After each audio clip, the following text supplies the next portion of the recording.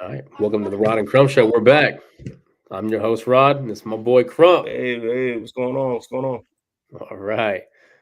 Yeah, So let's Crump is go. fired up about this election. I'm pretty fired up myself. We're happy we won. Republicans control the House, the Senate. We run the whole show now. How do you feel about that, Crump? What you feeling? I feel good, man. Like I'm glad. Like this is a good opportunity, um, for us to do a lot of transformational things in this country.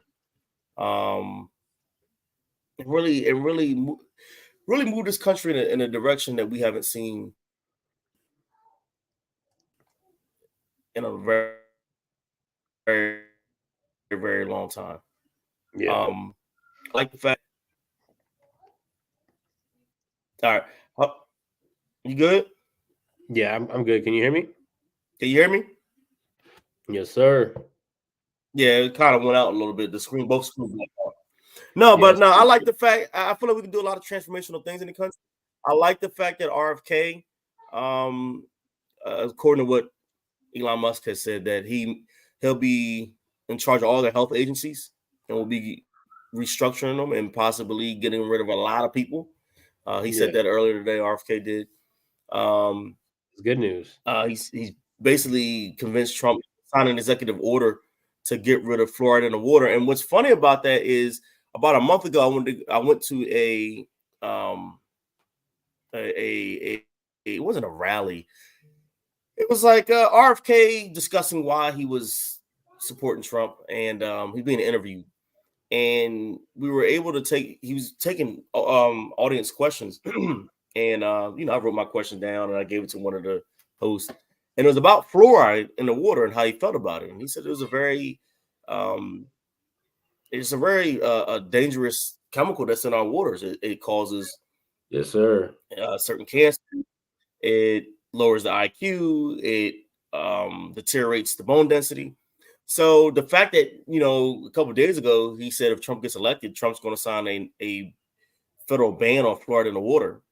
That's a great thing. That'd be You great. know, our posture, our government's posture towards vaccines will change. I'm very happy. I'm very happy. I'm very motivated. I hope Trump does get rid of the Department of Education, like he said he would, and give it back to the states. People don't understand that we didn't always have a Department of Education, and we didn't have a Department of Education until Jimmy Carter became president. That's why you have PTOs or PTAs, parent teacher organizations or associations. They were the ones that had a lot of power over education.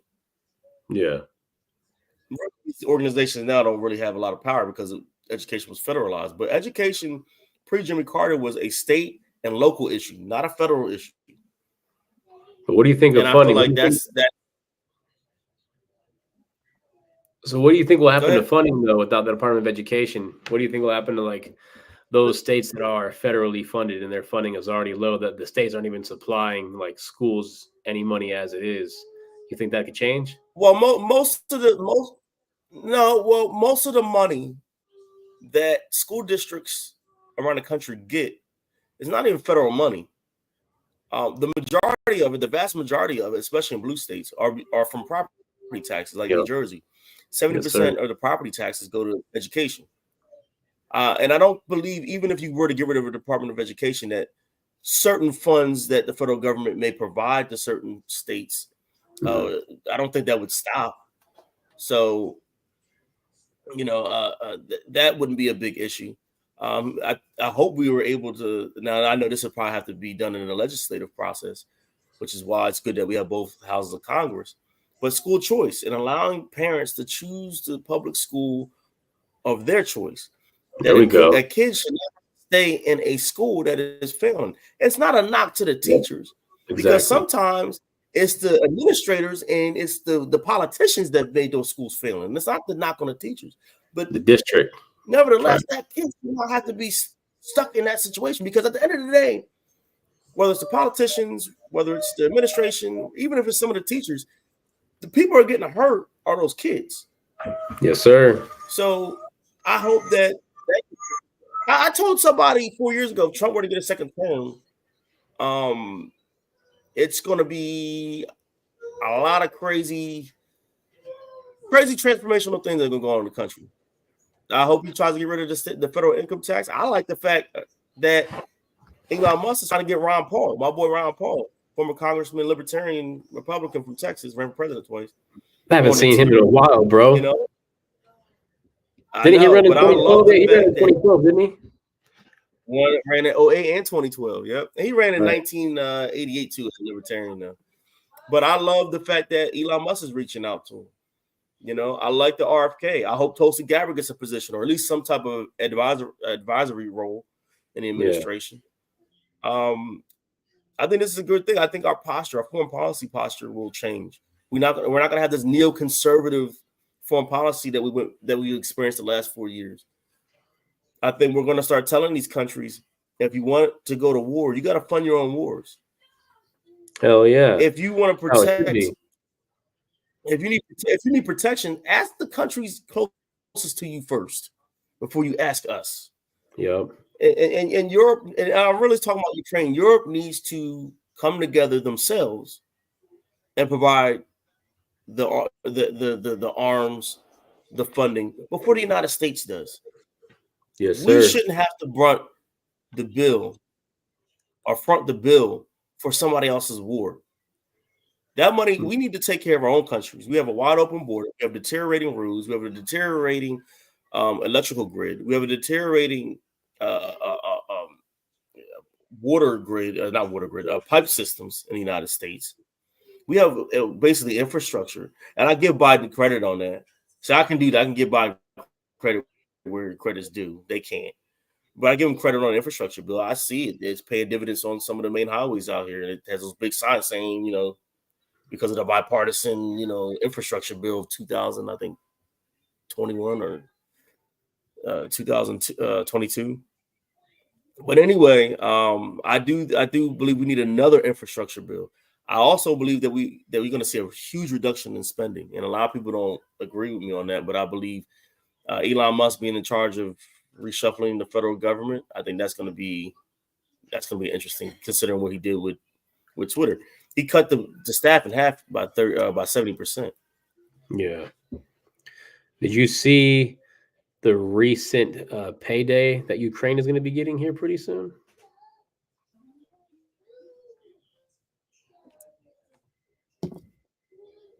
No, I didn't see it, but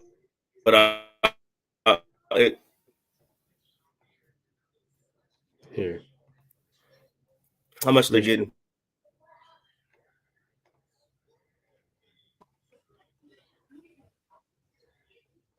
Wow. $425 million. And guess who else is participating in everything? For military assistance.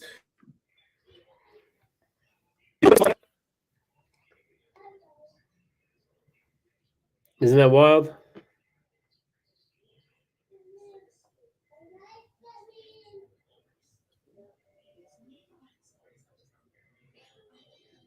think you're breaking up a little bit.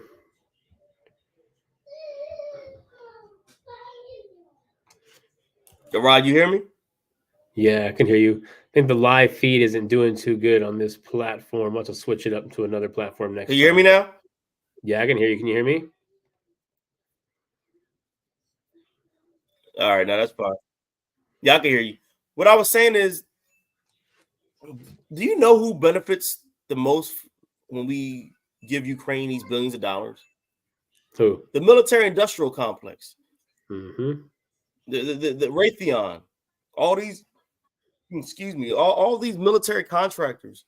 Oh, yeah. The people who want war, who profit off of war. These war profiteers. These warlords. That's what they basically are. Warlords. Yep, exactly. They benefit from war. They don't want to stop in war. Nope. They want war to continue because they want to continue to make the money. Because war makes a lot of money. They're making billions and billions of dollars, and it just it is, and it just surprises me that the people who love to complain about corporate greed have no problem with that corporate greed. They have no problem with it. They have zero problem. They love it. And that's the worst corporate greed you can have, because their whole business model is making tools and weapons to kill people. Yeah. But they But you don't don't hear talk me, against it. They endorse it. We need you to don't hear him protect talking the about that. sovereignty of Ukraine. What about the sovereignty of the United States? I'm sorry. I'm I not don't worried about agree. Ukraine. I'm sorry. I'm not. Putin's not going to go into Europe. It's not some World War II scenario. I don't listen to these people because they over exaggerate everything they've said, especially the last 10 years. Of course they They do. over exaggerate everything. Like, just like with Trump, they over exaggerate everything. They had this fake outrage. No, I don't believe Putin's going to invade the whole. If he were to take over Ukraine, I don't know. I don't think he's going to go into the rest of Europe. And I don't, Nah. even if he tried, I don't think he could. Anyway. He could barely take over. He could Yeah. barely go 20 miles to Ukraine. He's needing assistance from North Korea right now, bro. So Literally. I don't know. They're like I said, they exaggerate everything. Yes, a third world nation that has cars for the 1950s. Like, come on. Yeah, bro. It is Like I said, wild. I don't want to hear these people talking about we got to protect the sovereignty. What about our sovereignty? But when I talk about let's secure our borders, oh, you're a racist. Okay, well then y'all racist. Y'all hate Russians then. But they probably do hate Russians. You know what? You know why the left loves this war so much? And I've said this a lot. You know why they love this war in Ukraine? They care less about Ukrainian sovereignty. They don't care about front argument. Perceive that, or they think that Vladimir Putin is the reason why we have Donald Trump. They swear that he cheated for him in the 2016 election, whatever. So anything that's associated with Trump, they hate. And that's why they hate Putin. They didn't hate Putin much before. He invaded Crimea under Obama's watch. I didn't see all these people flying Ukrainian flags around in 2014 and talk about Ukrainian sovereignty. They could care less. But because Putin now is perceived as, pro-Trump, they hate him. Mm-hmm. Yeah. And I'm glad that Trump's back, because hopefully we're gonna have a good relationship with Russia. Hopefully we're gonna have a good relationship with North Korea. Why wouldn't you want to have a good relationship with these countries? Why would you want to antagonize countries with nuclear weapons and somewhat unstable leaders? I don't understand that. People don't think. They think it's all just some kind of. It's like it doesn't make any sense. It's like Call of Duty for them, bro. For some of these when people, Joe Biden, right? When Joe Biden told Zelensky, yeah, you could use some of our weapons to attack inside of Russia, I'm like, are you crazy? Could you imagine if Russia were to tell Cuba, yeah, you can go into Miami and use some of our weapons to kill Americans? We would lose our shit. We would lose our shit. But if Russia retaliates, oh, this is an abomination. This is horrible. Like, come on, man. I remember there was a time that people on the left, and I always say I'm not, the progressive movement was taken over by leftists during the Obama era. And that's why they hate RFK. RFK is a pre-Obama progressive. That's what liberals used to be. I used to be a liberal. I used to be like RFK. That's how we used to be. Yeah. And it's just like one thing that Ron Paul were to say, even though he wasn't a progressive, but a lot of progressives used to say this back during the Bush years when we had war like crazy. They would say, how would we react if what we're doing to somebody else happened to us? And I feel like we've lost that, especially in the Democratic Party. Like, the progressives don't think like that anymore. They don't. It's because they can't put themselves in the other person. They're too far outside the box to think like that, bro. Like, have you seen the mindset behind some of these people? Like, I hate to say it, but in all reality, it used to be a thing where, your groups had like extremists and then your regular supporters. But now it just seems like most of the left side has just gone extreme. Like, they've gone to an extreme point of just, I don't even know what the hell it is, to be honest with you. It's nonsense. It's craziness. They're way outside the box and they don't care about anything. They just see everything as it's like some kind of a game.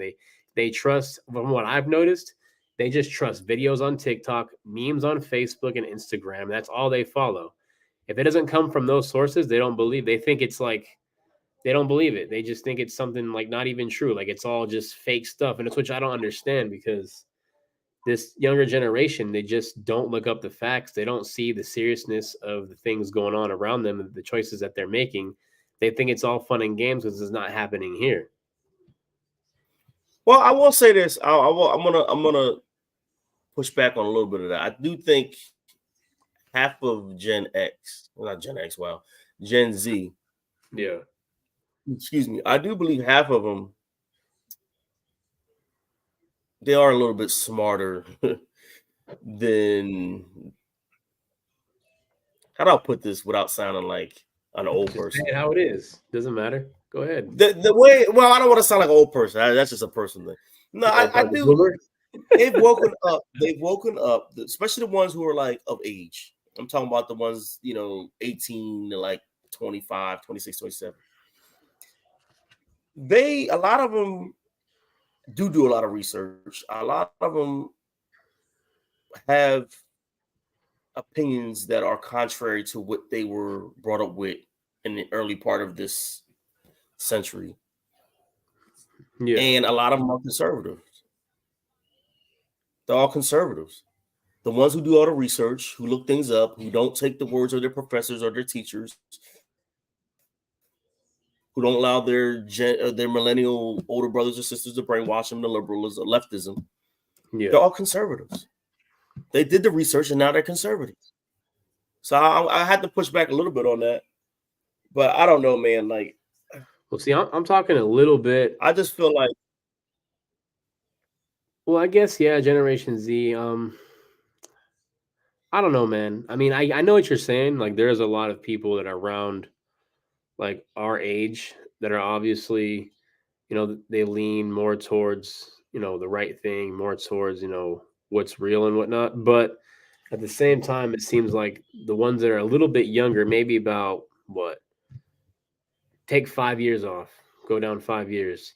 And I feel like that's where a lot of the issues are coming from too, because I just seen somebody on Facebook the other day, 20-year-old female. She just voted for Kamala because she's a female. Like, there's no other reason. She couldn't explain anything else. Well, that's the thing. Like, in that age, that those 18 to like maybe 25-year-olds, women, yes, they're very liberal. And there was actually like studies done that I've seen on most of the networks. I've seen it for a couple of years now. You do see with Gen Z that men are becoming more conservative and the women are becoming more liberal. Yeah, that's true. So I mean, it doesn't surprise me that 20-year-old that you were talking about said, "Oh, well, she's just a woman that's going to vote for it." It doesn't surprise me. But remember, if we want to talk about Kamala Harris and talk about why a liberal, like, we will never see. I'm not gonna say never, but we won't see for a very long time. Just let it ring. My bad. Just let it ring. Just let it ring. For a very long time, we will not see a liberal president, a liberal female president. That is, we won't. Yeah. We'll see a conservative woman president before female. And I've heard somebody say this about 5-10 years ago. I heard somebody say this. I've been saying this for the last 5 years. Women on the left are just not likable. The politicians are just not likable. I'm just going to be blunt about it. They're just not likable. They come off angry. Opposed to women on the right, Katie Britt, Senator from Alabama, now Tulsi Gabbard. I mean, Tulsi Gabbard was exceptional on the left. She was very likable. I mean, I even support her. I said, well, she runs against Trump in 2020. I may vote for her over Trump. But outside of Tulsi Gabbard, I mean, look at these people. Ilhan Omar, I can't say her name. Congresswoman from Minnesota. Mm-hmm. Rashida Tlaib from Michigan. They're angry. They're just not likable. That who's that? I don't know if you know her, but this black congresswoman from she's in the Houston area. She's like younger than us. She's in her late 20s. She comes off all ratchet. And I'm like, I'm sorry. You're like, oh, you can't say that. No, bro. Bro, if you want to see this person Like people who say that, if you were to see this person and they had like just on the street, bro, they're ghetto or they're ratchet or they're just angry. Is it this one? And my boy, and this guy who I forgot who said it about 5-10 years ago. Her? He said that. Yeah, Crockett. Oh my God, bro. Like, bro. He comes off so ghetto on TV. She just comes off so ghetto. Like, I mean, look, ain't no disrespect, but I gotta call it. Like, she comes off ghetto, bro. I haven't really seen much of her, to be honest. I haven't seen her a whole lot. I don't think I've heard her speak. Mm-hmm. I've been out of the loop since we stopped doing the podcast about a year ago, so I'm barely getting back into it. A lot of things have happened over the past year, but I'm getting back into it. I'll start seeing more things and whatnot, and I'll check her out and see what she's got going on. But yeah, most of these liberal women, I mean, you're right. Most of these liberal women are not likable. They all aim towards like feminism and stuff like that, and they're not right. They're not right. I'm just gonna say it like that. No, I mean, if you just look at it, because they come off just angry. Kamala Harris during the debate, I was talking to one of the guys in line yesterday when I was going to vote. Yeah, he's like, bro, when that debate happened, so many guys probably got turned off to that because we've dealt with that type of scolding from women before.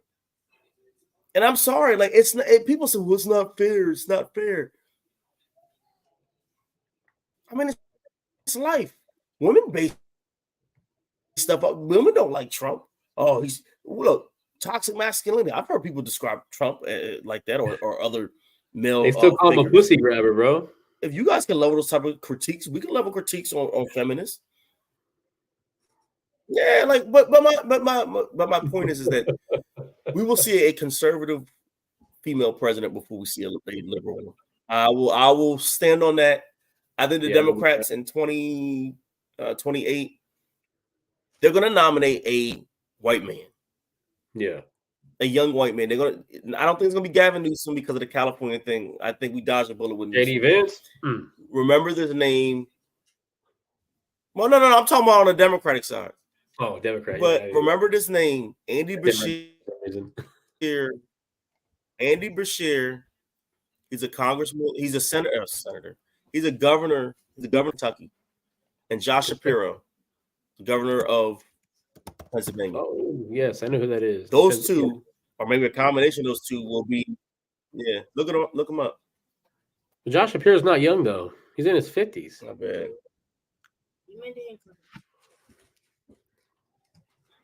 Yeah, but he's in his 50s, but here, and I'm doing my podcast. He's in his 50s, but he's not 70. 50s is like in the political world is somewhat young. Consider a lot of our politicians are in their 70s and 80s. But no, it's gonna be Shapiro or Andy Beshear. No, that knucklehead, self-described knucklehead is done. That's the good thing about that. You know what? We'll never see Tim Walz and Kamala Harris ever again. I can't tell if it's an upgraded version unless we're looking on downgraded version.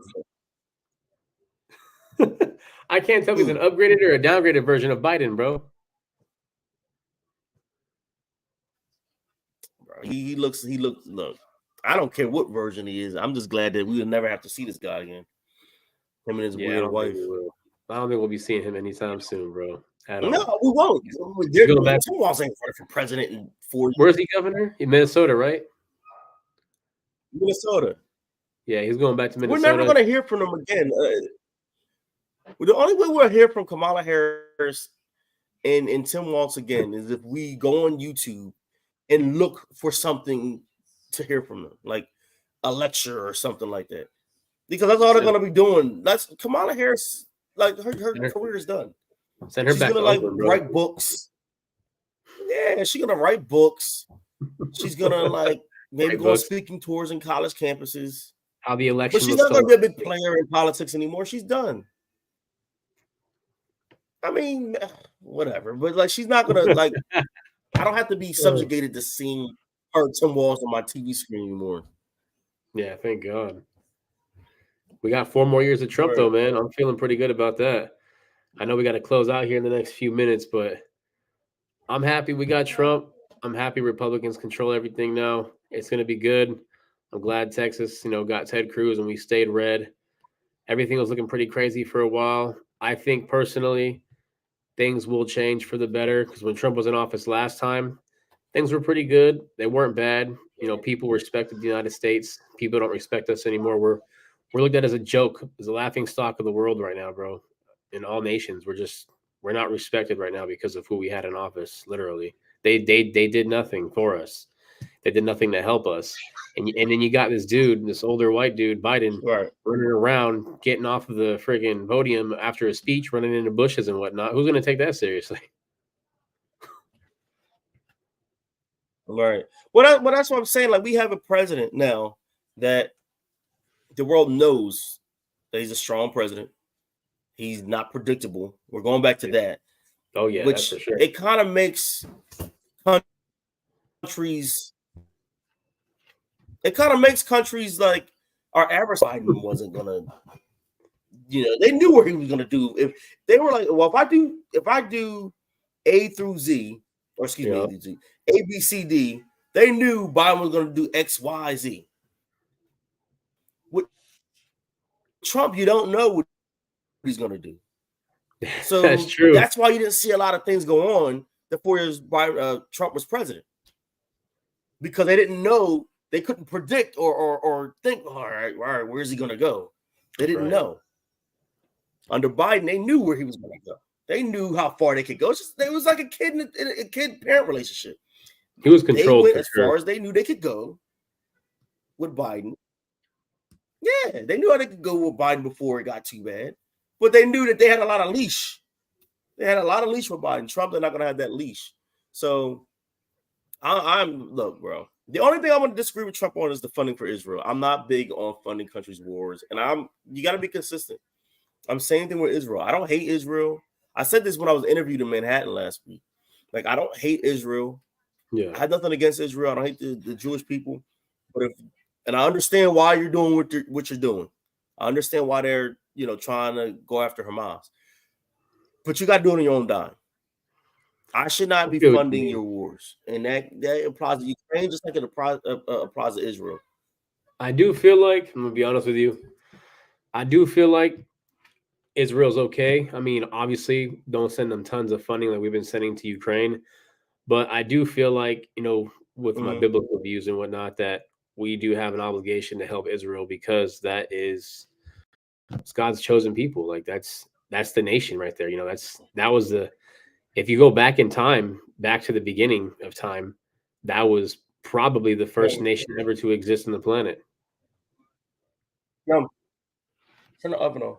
Right.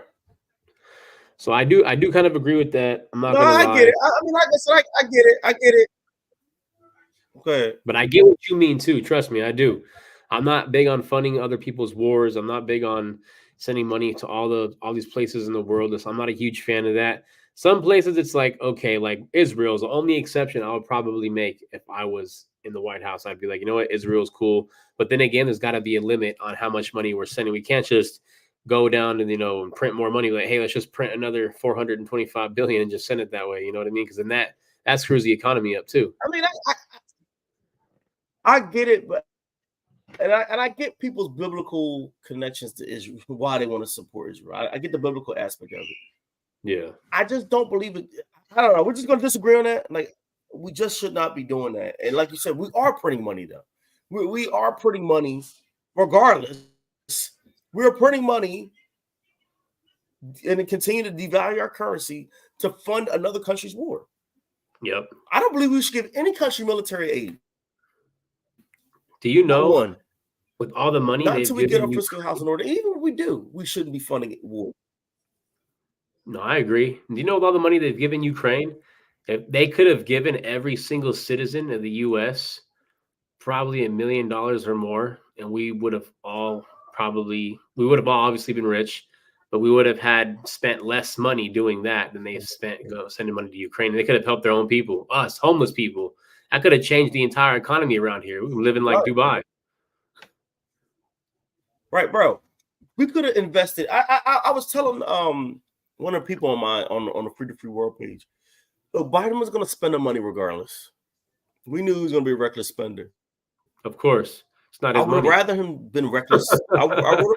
You're right. I would have rather him spend that money on Americans and to Mhm. actually have true infrastructure projects, like Schools rebuild our better. country.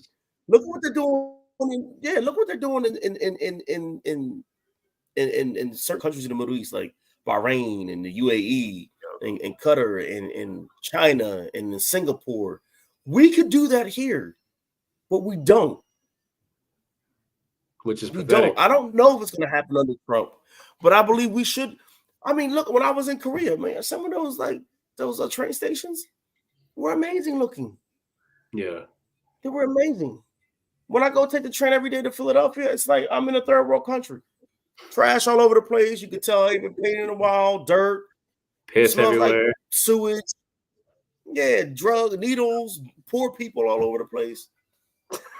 he said I don't know. poor people. You mean homeless people? I mean, homeless people, whatever. he They're said, poor, ain't they? he said poor people. Man, that was funny, bro. That No, I've was been funny. drinking one or two minutes of these. All right. Hey, this man over here thinks he's Elon Musk now. No, Yeah, it's that's good. fine. That's fine. I'm messing with you. Yeah, he African American. I'm African American. It's all right. Nah, bro, you gotta know one thing, bro. You were born a racist, all right? Oh yeah. Because I went to Manhattan 2 weeks ago. I'm a Nazi. You're a white Nazi that hates people. I'm hate. a black Nazi. You know what's funny about that? And then we're gonna wrap up after this. Yep.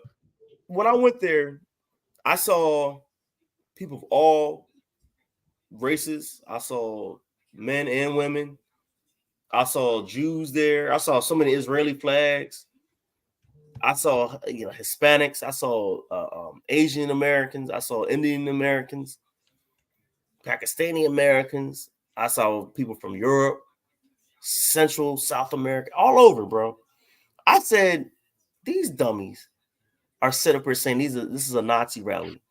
And I said to my boy Darren, I said, if this is a Nazi rally and Adolf Hitler saw this, he would lose his shit.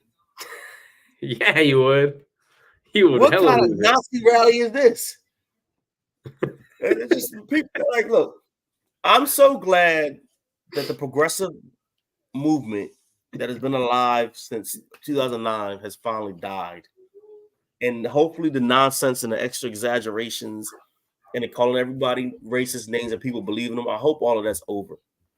Hopefully. I mean, it's the majority of Americans support Donald Trump, and that is reflective of the popular vote. Yes, sir. Which Donald Trump will win, by the way. The first Republican to win a national popular vote since George Bush in 2004. So the people wanted Donald Trump. They can't lean on this. Oh, well, we won a popular vote, but you want Electoral College. No, we won both. No. This is a drubbing. They got shellacked. They got destroyed. Bro, I don't know any other way to say it. They got beat. They got their ass beat last night. The map says it all, bro. Look at that. The map says it all. And this map doesn't even do it justice because, like I said, every state in the country outside of Nebraska and Delaware got more conservative. The hell's Arizona doing, though? Bro, you could give Arizona to Trump and give that man 322. I don't even know what they're doing in Arizona right now. Harris ain't winning it. Nah, definitely not. See, Shelley won Illinois because of Chicago, New Mexico because of the big cities, obviously, California because of San Francisco, Sacramento, and LA, Oregon because of Portland, Washington because of Seattle. It's always the major cities, bro, where all the problems are, especially over here in these two states. It's super, super, super bad right now. Right. It's not looking too hot, but yeah, man. I know you gotta wrap it up. It's been a good show. Yeah. Glad to bring the podcast back. It's awesome. Trump won. I just want to say it again. Trump won. He's your president. He's definitely your president. You got to deal with it. Suck it up. Stop being a crybaby. This is what it is for the next 4 years and maybe another 8 after that. Again. JD. Oh, President Van, and you know what? Real quick, he's going to be a force to be reckoned with. Because they don't have anybody on their side that can go toe-to-toe with J.D. Vance. They don't. No, he killed Walz. Walz didn't even know how to answer the questions in the debate. He was done. He was done. Yeah, Walt's. I'm so glad I have to see that man again. Nah, it's All been a right, great show, man. Appreciate you coming back. We're back. The show's back. it's So back. subscribe. We'll be on every week at about this time. We don't know what day yet. We'll get back to you on a day, but we appreciate it. It's the Rod and Crump Show. All right, y'all have a good one, everybody. God bless.